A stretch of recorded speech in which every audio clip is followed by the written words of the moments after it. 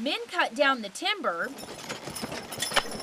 horses pull it. It's called horse logging, a method some consider old-fashioned.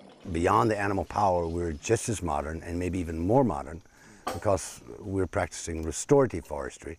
We're not just logging. Hollywood got word of these Floyd County horse loggers and asked to film them for 2 weeks. It's for the show Axemen, which airs on the History Channel. The way that these guys treat, train, and understand the animals is beyond anything I've ever known. This man has logged with this horse for more than 11 years. He says learning their breathing techniques allows him to notice when the horse needs to rest. On average, that's every 40 seconds when pulling a large log. For this timber, which weighs about 5.5 tons, it'll take horse loggers 4 horses and 2 men to pull a log this size. Using machinery is another option, but horse loggers say it's expensive and causes damage to the forestry.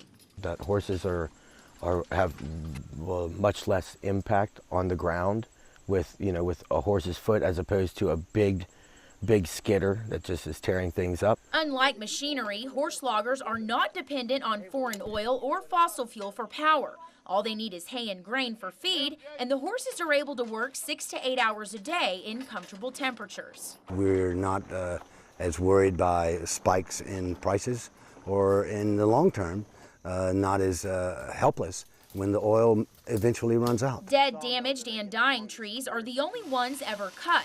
Horse loggers say it's not a lot of money initially, but in the long term, better trees will grow, and it's good for business. Take 10 horse loggers to do what one machine would do, and I think that's a pretty darn good job creation ratio there. The logs that are being cut here will be used for 2 local projects. Soon these cameras will pack up and head back to Hollywood, but horse loggers hope their message of restoring forestry will spread across the world. In Floyd County, Melissa Gayona, News 7.